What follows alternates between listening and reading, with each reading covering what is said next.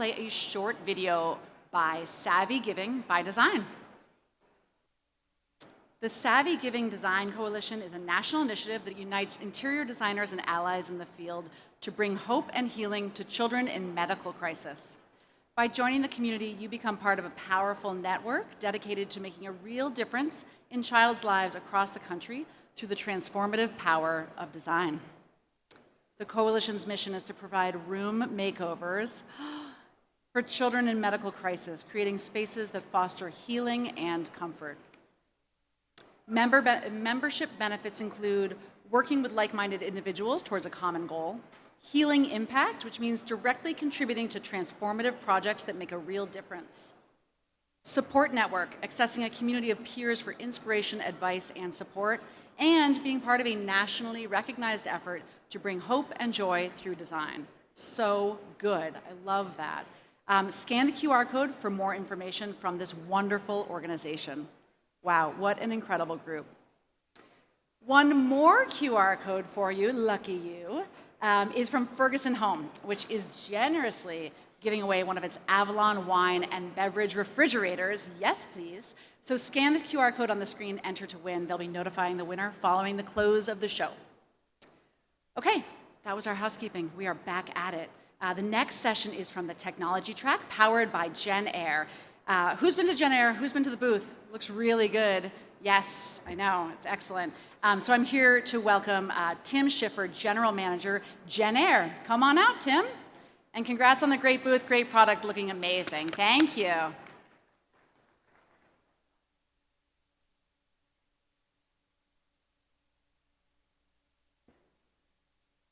I think I can officially say good afternoon. It's now 12:01. Good afternoon, everyone. Thank you so much for giving us your time today. I am the general manager of the Jen Air brand, and I am thrilled to have the chance, on the behalf of the NKBA, to introduce this panel. But before we do, I'd love to share a video on Jen Air and then take you through 2 quick slides that will hopefully entice all of you to make the long trip to the West Hall and see our fantastic innovation. So let's show that video now.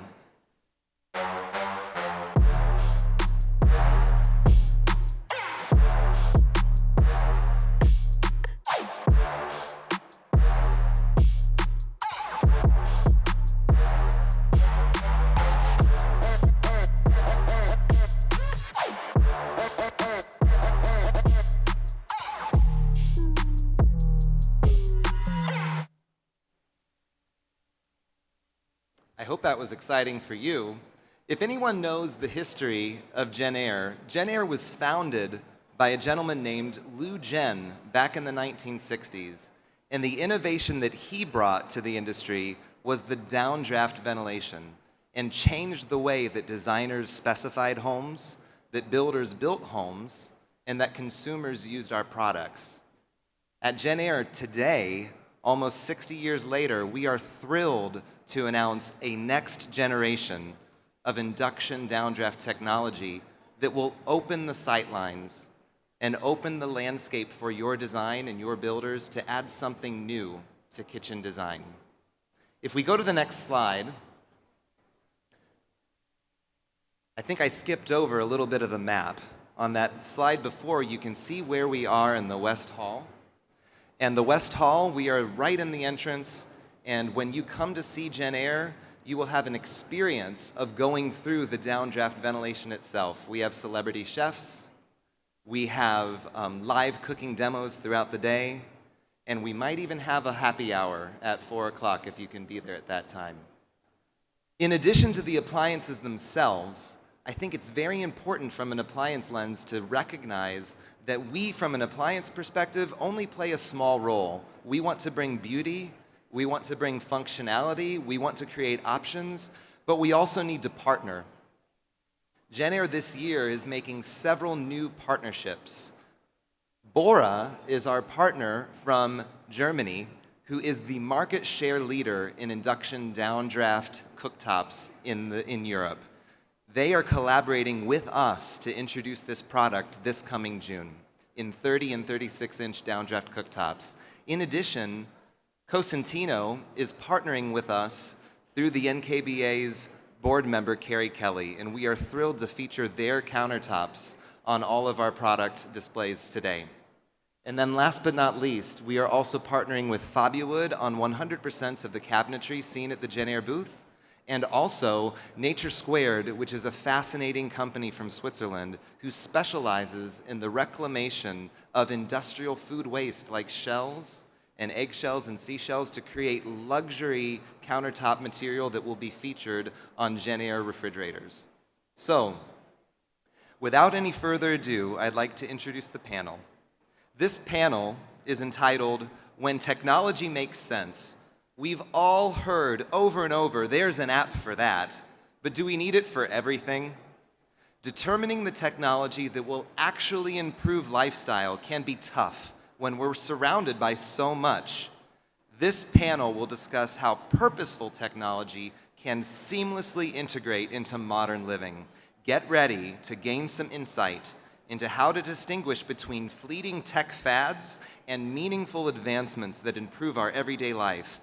Help me welcome to the stage our moderator, Danielle Blundell. She is the Executive Home Director of Apartment Therapy. Anthony Pastrick, who is from our very own Genair team, and the dynamic duo from Clark and Aldine, Danielle and Michael Gutelli. Thank you all very much. All right, so hi everyone. Welcome to the KBIS Next Stage. I'll be the session moderator. Danielle, you just heard, I'm the Executive Home Director at Apartment Therapy Media. And we've got great questions for you, but we want to make this really fun and interactive, so we're going to throw it out to crowd questions. So if you don't hear something you want to ask about, just let us know, and there'll be time for that at the end of the session. So excited about this topic because it's such a hot one right now, right, with AI, and what can that do? What does that mean for my business? All that kind of stuff. So we're going to dig into that, and we're going to talk about when technology makes sense, which I love because I think that puts us on a path to discuss how you all, as design professionals, are using tech in your work and how technologies become part of your work, but also how it gets back to the home and how it also plays a role in product development. So let's dive in. You guys want to just do a quick little intro, where you're from, what you do, and then we'll hit the questions. How about that? Sounds great. Great. Michael, you want to start? Sure. I'm Michael Gutelli, co-founder, general contractor, Clark and Aldine. We are a Michigan-based design build firm specializing in residential remodeling, new construction, and we have a full in-house interior design arm, which my wife and partner Danielle runs. Hello, I am Danielle Gutelli. I am the other half of Clark and Aldine. Again, we're a duo team, I guess, here to talk to you today. We are Plymouth. from Plymouth. In between Ann Arbor and Detroit. We have a lot of Midwest representation. Yeah, we have- I got the East Coast. You guys are Midwest. We have a lot of Midwest. Hi, everybody. I'm Anthony Pastrick. I lead our Genair brand, part of the Whirlpool portfolio of brands. We're actually headquartered across the state in St. Joseph, Benton Harbor. So allow me to be so bold to say if they're over here on the state of Michigan, we're over here. But yeah, it's super excited to be here and have a great conversation. Yeah. So you got some fans back there, which is great. So to kick us off, let's talk about the topic more from a personal but professional perspective, right? So let's chat through how you're harnessing the power of technology, in your design business and even everyday life as a design and build duo. So what has tech made easier for you, but what challenges are you still having that you maybe wish it could alleviate? Totally. And that's for you too. You start, Dan. Okay. We are an incredibly small team. We call ourselves small but mighty. So there's 3 of us on our team, and anything that we can use technology for that makes life easier, we do. So whether it is the software that we're using for project management or how we are pulling together specs for clients, any way that just really takes the time and allows us to move it faster. Yeah, get back some of that time. Yeah, I'll second that. And from us, the project management software, the tools that we use, not only do they make our lives more efficient and give us more time to focus on our clients, on our business, and our family, it also helps our clients and our subcontractors and vendor partners that we work with. So the more organized we are on the back end from a project standpoint, the more efficient they are on their end. And I'm sure it plays a role in all of your communication as well. 100%. Yeah, we actually, being here and talking with different people, one of the things that we heard, subcontractors are using AI to write their reports for the end of the day. And I was like, oh, I kind of love that. They were like, I know that it wasn't the actual subcontractor doing it because there was all their grammar and punctuation in the right spots and In the right long spots. and lengthy. And I was like, that's hilarious. I'm going to suggest that. But again, we try to, any chance that we can use technology to advance what we're doing and just make us more efficient. Right. Absolutely. I think what you're saying is, and kind of how we play into it on the Gen Air side, is it's not the be all end all. Yeah. It's not the Right. it's not the beginning and the end of the a process. tool. It just helps us to be more effective. Yes. Start the process. Get wheels turning, so we're not just stuck. It helps us move forward, and then ultimately we still have our jobs to do at the end of the process, so that we're not pushing things out with grammar and all that type of stuff. Exactly. That's not, And I not mean, what we want to portray. For us, it's a great tool for content. Oh, It sure. really has become this beautiful asset that we're using when we're creating different content, and it helps me, like basically I'm talking to ChatGPT, like we're best friends, and then it's generating out for me in a SEO friendly format or in a here's my hook point that I'm going to use to drive clients and Well, and I people think into that's our site. really smart too, because at the end of the day, what you're trying to use or harness the technology for is to get back to that design work, right? Like the core of what you all do. Yes. So how can you use technology to make some of that, more clerical or admin-y type work a little bit easier, or like you said, social media, like you guys are wonderful. We're all friends on Instagram, so I've seen what you do there, but it's nice to have, like you said, a starting point to then let your creativity kind of soar. Yeah. So on a kind of similar note, Anthony, and this one's for you, but more from a product development perspective, is Gen Air taking advantage of any cutting edge technology for manufacturing that we might be surprised to hear about? And what can some of your appliances do these days? I'm sure it's more than ever. Yeah, so I think for us, the focus has always been, how do we get to the needs of that client that's installing our appliances day in and day out? Right. And a lot of that is 2 to 3 years down the road of us thinking about what are the consumer needs, asking the pain points, asking the things that we need to understand to deliver products that people are actually going to want to use, those technologies that people are going to want to use. But what that comes back to us as is, that's a lot of information. That's a lot of combing through data. And so there's a lot of innovation. I mean, we're combing through that with smart technology to make sure we're getting at the heart of what we're trying to deliver. Now, as we think about manufacturing processes, our teams that are in those plants day in and day out are constantly optimizing workflows, looking at how we are building to the forecast that we have put into the system and optimizing there. And I think a lot of that comes down to how are we using our production lines as effectively as possible? Because what that does, from a smart side, that actually helps us remove waste from our process. So if we're not using our lines to the most amount of efficiency, we're sitting idle. We've got downtime in our supply chain, and so the smart technology there helps us just be more effective with our time and our resources as we're trying to bring these products to market. So it's kind of the same idea, getting back that time and being more efficient, right? But just on a different level, on a different scope, talking more about product design versus location design. So kind of my next question, you touched on the smart home, which of course we're talking about that here too. When you're talking about tech, you can't not talk about the smart home anymore. It's been around since the early aughts, but I think some of the struggle that I've even had as an editor recommending products is, how do you separate a fleeting fad from something that's truly groundbreaking and that's going to be a real difference maker, right? So this is for everyone, and we can pick an order once I get the question out. But in your opinion, what smart home tech actually enhances everyday living? And of course, it's going to be different for everyone, but what are your clients or your customers really loving, and what do you think is worth investing in? So I don't know who wants to jump in first, but I'll start with it. Great. From an appliance perspective, I think that's the easiest one to start with. Focusing on appliances that actually work for their owners. Okay. So induction ranges are huge for us right now. It saves time it's safer.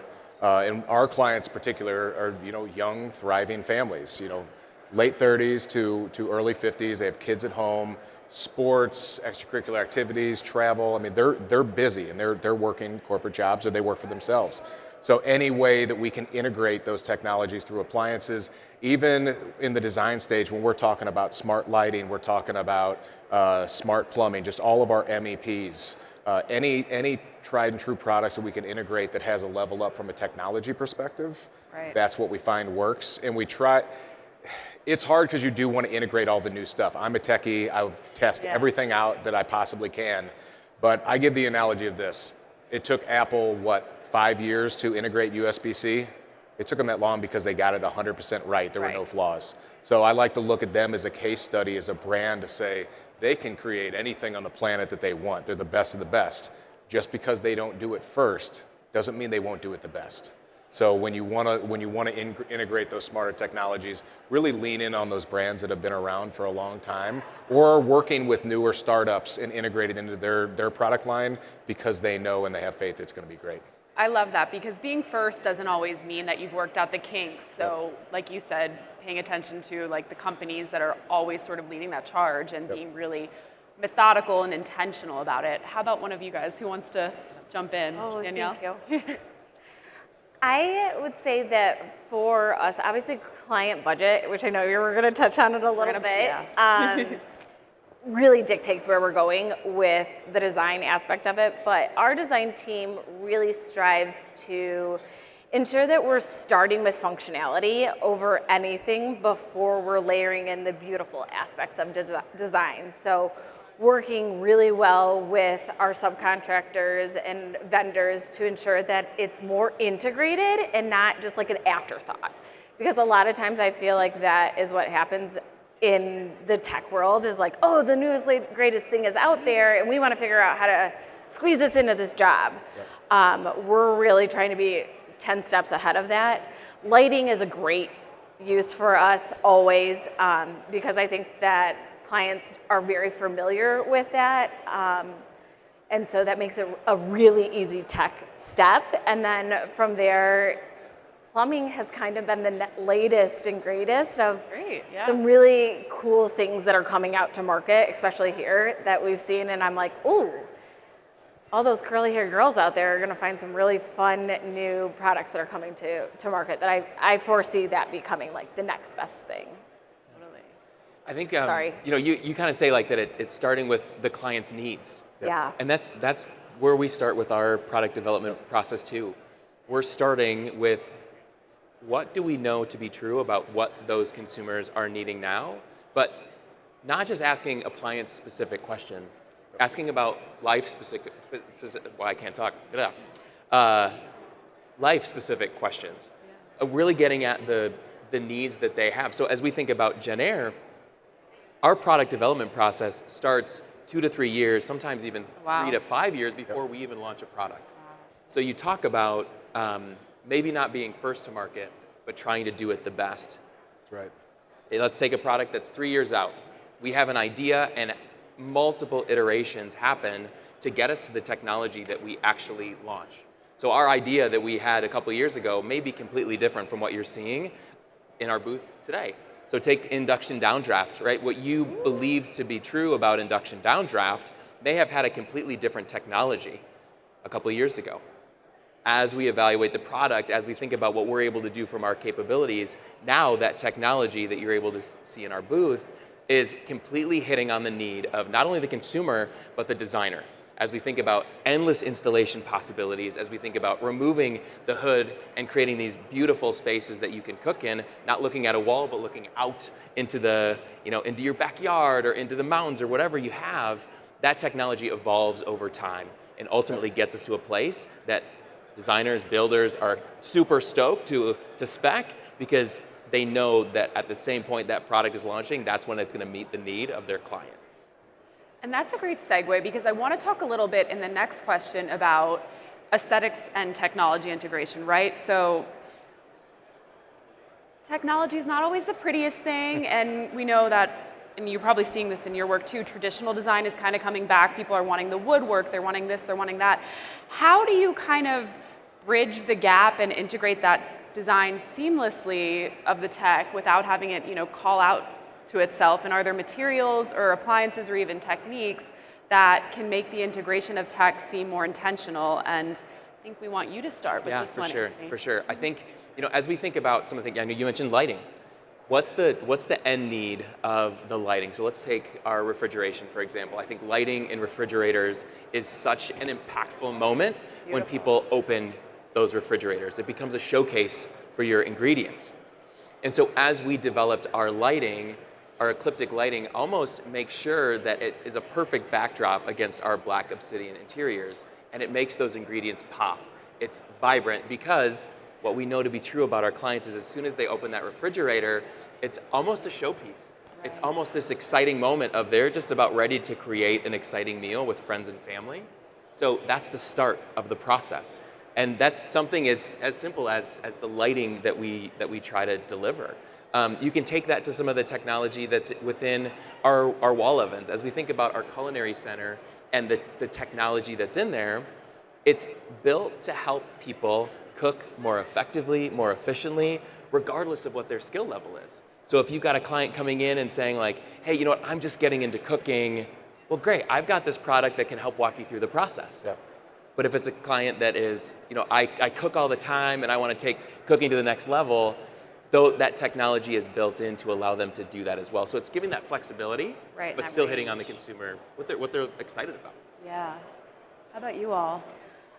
It's going to go back to that pre-planning and really making sure that we are structured in the pre-construction of our design. And so that as we are building out, whether it's a kitchen or a bathroom or a full home, that we have really thought through intentionally where things are going. You're going to see, like in some of our images, you'll probably be able to see that you can't find where we have outlets, or you can't find where our switches are, because we really ensured that as we're speccing those things, placement is obviously we're meeting code, but we're also really making sure that we are integrating it so seamless with the design that it's not screaming like, here I am, here's the technology portion, and I'll let you jump in more on that, on the construction aspect. Yeah, I think when you hear smart technology, you kind of go to the smart home speakers, the hubs, they're out all over the surface, right?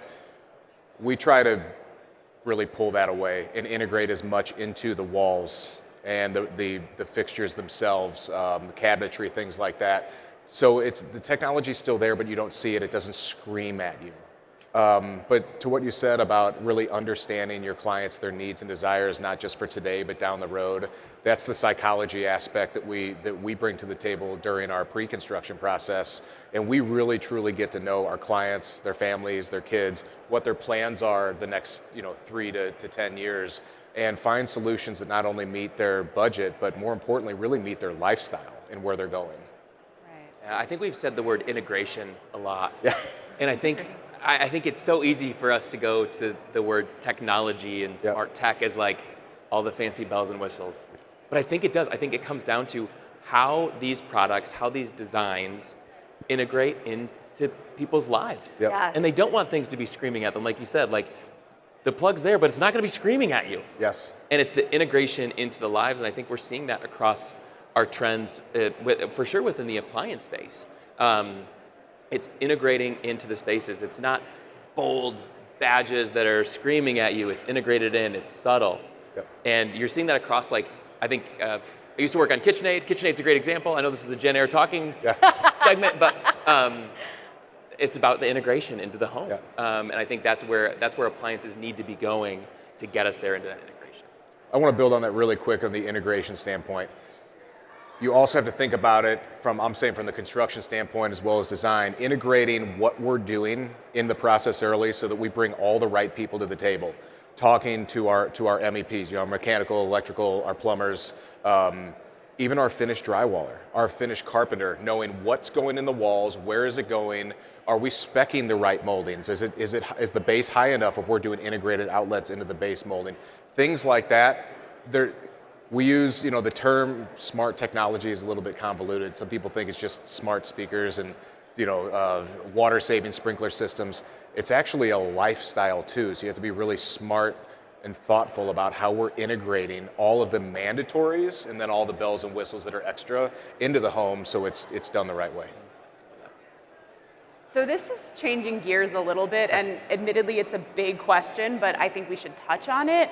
And you sort of did a little bit before when you were talking a little bit about the manufacturing and how technology plays a role in that. But in all of your opinions, can technology play a role in making design more sustainable, and how does that look for each of you? Yeah, I think a great example for us within sustainability is as we think about some of our new refrigeration that is just launched, and you can see it in the booth, it's our Slim Tech refrigeration. And so what we've done there is it's all about the insulation that's in that refrigerator door. And it is a sustainable material. Instead of just when somebody replaces this refrigerator and you get rid of that door and it goes, to wherever it goes within a landfill, we're able to take that, recycle the insulation material, and not put it back into the earth. Amazing. So it's those subtle touches that I think are super important as we think about making sustainability critical. I think the other element that we are trying to put at the forefront is just health, like sustainability and health within the home. As we think about our induction downdraft, right? How are we making sure that this product is filtering out all that stuff that you're cooking and making sure that that clean air is going right back into the home, creating this clean, pure air, this great space that you want to spend time in. And so it's both thinking about how we manufacture our products, but then how we manufacture the experience to get the heart of what the client's looking for. I would say that as we're moving into adding more technology into our projects and ensuring that we're meeting our clients' needs, we're trying to navigate what is the worthy of that investment, and is that investment going to be providing you longevity of and sustainability of the product that we're putting into your house. Itself, yeah. And so there's, again, that really fine balance of like, is this the latest and greatest that's out there, and do we need to really integrate this in here, or is this something that our clients are going to be able to live with for years and years and years to come? Yeah, I agree. I mean, we're starting to integrate a lot of items like full home water filtration systems, really smart and high-end efficient mechanical systems for your HVAC, even going something as simple as an outdoor sprinkler system. The new technologies have these panels that are connected, and they know how much water has fallen based on geolocation in the past 24, 48, 72 hours. So if you're thinking summertime in Michigan where it's really hot, we also get a lot of rain. My sprinklers aren't going to be running when it's raining, right? And it's going to know if it rains 2 days that week heavily, I don't have to run my sprinklers all week, and it is sustainable. It's being really smart about how you're using those necessary items and those just things like water. Right. No more waste. And it's thinking about that, so the homeowner doesn't have to, right? So that's giving them back time. So yeah, I love that. I think that that's so smart. And you kind of touched on this a little bit already, Danielle, but as designers and marketing pros, I think one of the things with technology is not just having technology for technology's sake, right? So how do you ensure that a home is remaining user-friendly with all this new tech, especially for somebody who maybe isn't as tech savvy? Totally. Well, Michael is our big tech nerd in our company. we call him tech support for us. So if he could integrate all kinds of technology, he absolutely would. Our design team, on the other hand, is a little bit more like, well, maybe this needs to go. It really is that getting to know your client. Right. Getting to know your client, finding out how do they use their home? What is their lifestyle? Because ultimately our goal is to create something that is functional and purposeful, and then at the end of the day, beautiful. So really becoming intimate with the people that we're gonna spend the next, at minimum 6 months with, up to 2 years with, and ensuring that whatever we're putting into their space is something that they're really going to use. So being very intentional with that. Right. I think a big thing is there's an app for everything now, right? And when you're talking about smart technologies in the home, I continue to go back to electrical. I mean, we obviously have the appliances, which is big, but from an electrical standpoint, if you're putting smart tech in a house, you could have 5 to 7 different apps that you would run for your electrical. So again, in our pre-construction process, we really try to identify a core scope, what the needs, what the desires are, and bring in the right brand partner. And we do lean in on our electrical contractor, our go-to, and say, this is what we're thinking. Who has all of this, or 75% of this under their wheelhouse, under their umbrella, so we can stick with one brand, which means you have one hub, right? So that's your electrical. And then bring it into the appliance standpoint, you have one hub. So we just went from potentially 10 different apps that you have on your phone to 2, right? Which is amazing. And you don't need to use the app all the time. That's where we'll come in, we'll set everything up, and it just works. That's the way it should be. It just should work. I think as we think about planning forward, we also try to take a look back at the things that people are doing on their connected apps and everything like that within the portfolio of appliances we have. So then we can say, okay, well, we thought this feature was awesome. Yeah. Everybody's going to use it. There's only like 2 people that have used it. So we've got to be really smart and critical of ourselves too, to say, great, we know that there may be something there. What we did before wasn't right. That feature probably needs to come out, and we need to think about what that next iteration is, or we're just going to keep putting stuff out there and talking to ourselves, frankly. Like, Right. we're just saying, like, this is cool. Somebody's got it on their year-end objectives. We got to get this launched. We got to get this launched. We got to get this feature in there. But if we don't go back and say what's actually happening and which features are being effectively used, then we're not doing the clients any justice with the appliances we're launching. Right, then it's not really a conversation, and you're not taking in that feedback. So I think that's really something great to call out that you all do. You know, the market research, all the testing, all that kind of stuff, getting it into people's hands and seeing what they think about it, what they're using. So that's so smart. This is sort of goes along with it, but do you think technology makes sense in certain rooms over others, kitchen, bath, like living room, kind of less in the bed? Like, are there any rooms that you just have to have it, or your clients are loving it? I mean, we can talk scope and budget all day. We can go crazy in a whole house. But again, Right. you know, we do work on high-end projects, but there does hit a point where you really have to talk dollars, right? So if I was to say where we're going to focus the smart tech, kitchen, first floor lighting. You know, again, a lot of our clients, they travel a lot, they're busy. We want to make sure that they have full control of their home while they're gone. Bathrooms are big, and then I think you kind of just cherry pick from there if you're able to. But those would be the big ones. I love first floor over maybe even the second floor. If you have the budget, you go to your second floor, just because those are your more public spaces, you're entertaining, you're that. Really the perimeter of the home, especially if it can be seen on all sides, or if you're just the front of the home, really focusing from a street view perspective, even exterior lighting, things like that, giving our clients control and just making sure they have that added layer of security and protection while they're gone. Yeah, so the tech kind of works a little bit harder there if you're on a little bit more of a limited budget. Sure, you're going to say kitchen. Yeah, I was going to say kitchen. Yeah. You're like laundry room. Yeah. I mean, I think there's 2 different ways that you can think about tech, right? I think if we narrow down into the kitchen, I think the cooking space is probably one of the biggest ways that tech makes sense in so many different ways for so many different people. Agreed. It may be used as purely a monitoring process of what's happening on the cooktop, but then it may also be within our wall ovens, how do I do this recipe and how do I make sure that everything is cooking correctly? Or our induction cooktop, the technology of I can set this temperature to be a specific temperature. I can say I want to set this to saute. I know that it's going to give me this specific temperature and regulate that temperature so I don't burn what I'm cooking, even if I have to step away. I think cooking is a fantastic space.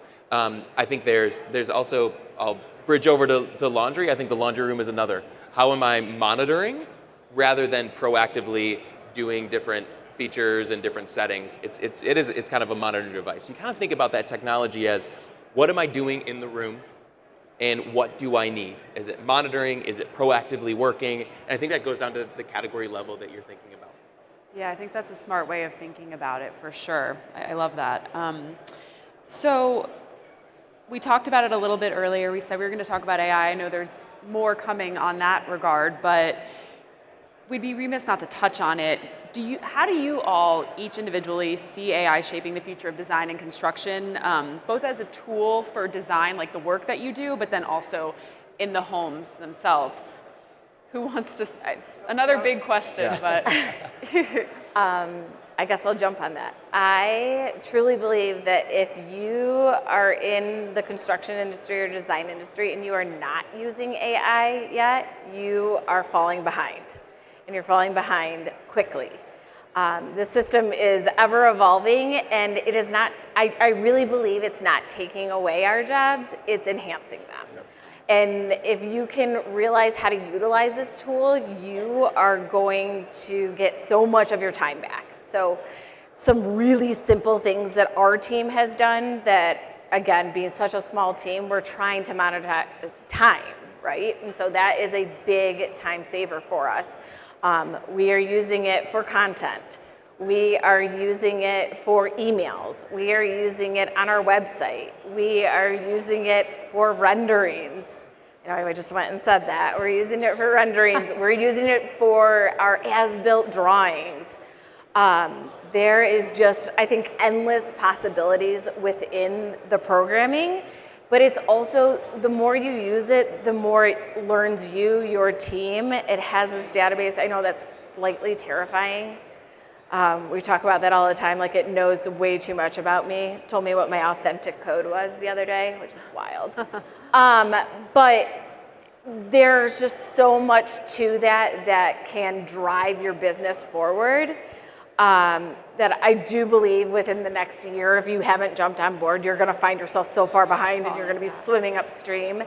And again, because there is so much, it's like just picking one small, like maybe ChatGPT. That's a really easy, good one, but do the paid version to jump into.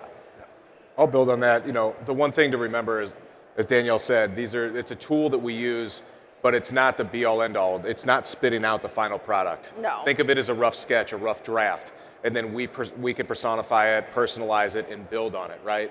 But it's a tool to save time, to operate more efficiently, to increase the speed at which you operate, and we operate at 1,000 miles an hour all day. We own the business, we're on the ground, on job sites every day. We have 2 young, thriving kids, we have travel soccer, we have a marriage, like we have all the things. So one tool that we have can save us, what do you think, Chad, saves us 5 hours a week? I mean, that's huge, right? Would everybody like 5 hours back in their week? I think everybody would. I'd take so, a tool like that can really save, and it might take a little bit of time to get used to it, and also to have that tool get used to you, right? But it is a time saver and can really help just deliver more superior product and just be more efficient overall. Yeah, I think from a Gen Air side, we've got this incredible transformation that's happening, has started to happen, but we've realized the amount of focus that we need to put back on the design community. And what that technology has allowed us to do is be more effective with just understanding that audience, understanding designers, builders, architects, just how some of our features, our product would be perceived and how we should be talking about different things. We build all of our marketing communication towards end consumers, and that is still so important, but there's subtleties that you're looking for in your business. Yep. That if we're not using those technologies in a right way, those messages are never gonna land with you. You're gonna be like, you didn't tell me what I needed to hear. Yeah. So it's making us smarter in understanding the community that we're trying to talk to. And I think that, again, that saves time, it saves our teams a lot of effort because it gives us that first start into how we want to communicate. Right. And we talked about this a little bit and we want to get back into it, budget, right? So I loved your tip about thinking about the perimeter of the house or the high touch areas, the high traffic areas, and starting there for a client that maybe has a little bit less to spend. But how do you manage your clients and customers' sort of expectations around budget? Because when all of these innovations come out, they obviously cost a lot of money, right? And of course, over the years, technology gets better, cost goes down, all those types of things. But when you're in there and trying to spend efficiently and spend with an eye on the future, what do you say? Like, how do you bridge that gap for people? Transparency from the start. Yeah. And that's something we're big on. And we lose a lot of opportunities because of our transparency.